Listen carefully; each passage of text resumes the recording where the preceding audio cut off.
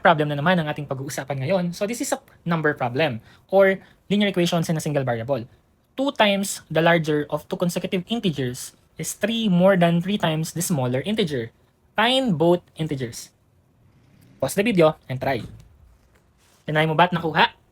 If nakuha mo, very good. And if interested ka namang malaman kung paano siya i-solve, keep watching. So, ang sabi niya dito is 2 times the larger of two consecutive integers is 3 more than 3 times the smaller integer. So, meron kang technically dalawang numbers na hinahanap. Pero pag-usapan muna natin, para malinaw lang, ano ba yung integer at ano yung consecutive. Okay? So, kapag sinabi nating integer, is group of numbers to. No? Meron siyang tatlong element. Counting numbers, 0, and the counterpart of the counting numbers, which are negative numbers. So, parang whole numbers, 0, 1, 2, 3, 4, 5, and so on, tsaka yung negative counterpart nila. So, in short, integers are negative, 0, and positive numbers. And kapag naman sinabi natin consecutive is magkasunod. Ano ba yung dalawang integers na magkasunod? Pwedeng 4, 5, kasama rin sa 0, 0, 1, or pwede rin namang negative, negative 3, negative 2. Okay, doesn't matter kung increasing ka or decreasing. Basta ang importante dito, kapag sinabi natin consecutive, merong relationship yung smaller tsaka larger, tama? At ano yon? If, for example, kung si smaller mo ay 3, paano mo kukunin yung larger? Magpa-plus 1 ka, tama? Kasi ang kasunod mo ay 4. So in short, ang unang gagawin muna natin ay magre-represent muna tayo. Okay? So sabihin na natin na si smaller number ay equal sa kahit anong letter. Say for example, M. Okay? So, si bigger number din or si larger number ay magiging tama, M plus 1. Sabi nga natin kanina, since consecutive integer sila, ang difference ni larger kay smaller is lagi siyang lamang ng isa kasi nga magkasunod. Okay? Then, after that, pwede natin i-interpret yung problem itself. So, nakalagay dito 2. So, yan, 2 yan. So, translate lang na lang natin sila word for word. Then, times x yung gagamitin natin dyan. Larger. Okay? Ano yung larger natin? M plus 1. Okay. Again, M plus 1 represents the larger. So, dapat iti-treat mo yan as a single number. Okay?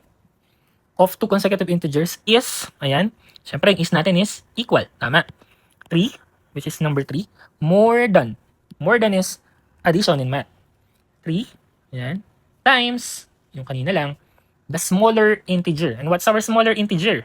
M. Tama. So, now, the next step is, translate na natin siya from yung kanina na word to mathematical symbols na. So, 2 times the larger number, i-multiply daw natin ng 2 si larger. Remember, larger number is M plus 1. So, we need to use grouping symbol here. Kasi hindi pwedeng i-multiply mo lang si 2 ay M lang. Okay, dapat M plus 1. Kasi nga sabi ko nga kanina, M plus 1 is the whole larger. Hindi pwedeng si M lang. Kapag si M lang yung minultiply mo, smaller yon. Okay? And then, equal, yun, no? 3 plus 3 times the smaller. So, dito walang problema kasi si smaller, single variable lang siya. 3 times M is 3M. Okay? So, pwede rin bang 3M plus 3? Actually, pwede rin kasi nga addition is commutative. Actually, mas technical tayo kapag subtraction siya kapag less than dun kasi hindi ka pwedeng magbaliktad.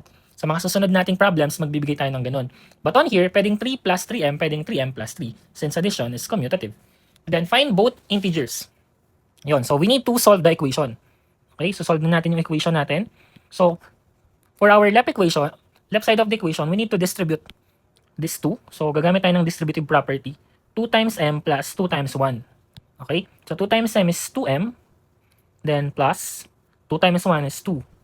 Okay? Then, yung right side natin, is kakopy ko lang since wala na tayong pwedeng gawin dyan. Kasi ang susunod na natin dyan is transpose na. Okay? So, ang gagawin natin, lahat ng may variables, dadalhin natin sa right side. Pwede rin namang sa left, no? Pero since mas mataas na kasi si 3M, parang hindi na tayo mag-negative mamaya. Tapos lahat ng whole number natin, dalhin natin sa left. So si 2M yan, itatranspose natin from left going to the right. So this will become negative 2M.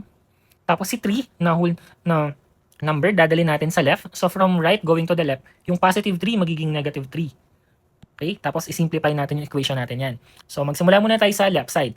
So since yung left side natin na si 2 is hindi natin siya tinranspose, mananatili siyang positive 2. Tapos si 3 naman, from right going to the left, magiging siyang negative. Okay, so magiging siyang 2 minus 3. Tapos yung sa right side natin, yung 3M natin is mananatili siyang positive kasi hindi natin siya nilipat. Tapos si 2M naman ang magiging negative. So minus 2M. Then all we have to do now is to simplify. Okay? And then 2 minus 3 is of course negative 1. Okay? 3m minus 2m, 3 minus 2 is 1. So 1m yon or simply m na lang. So in short, our smaller number, katulad nung na-represent natin kanina, di ba yung smaller number natin is m. So the smaller number is negative 1. This is the smaller. And our bigger number, para makuha natin si bigger, which is equal to m plus 1. Okay?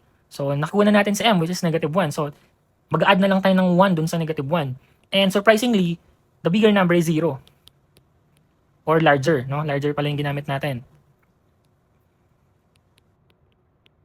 Okay, is 0 larger than negative 1? Of course, 0 is always greater than all of the negative numbers. So check natin ngayon. Okay, 2 times the larger number.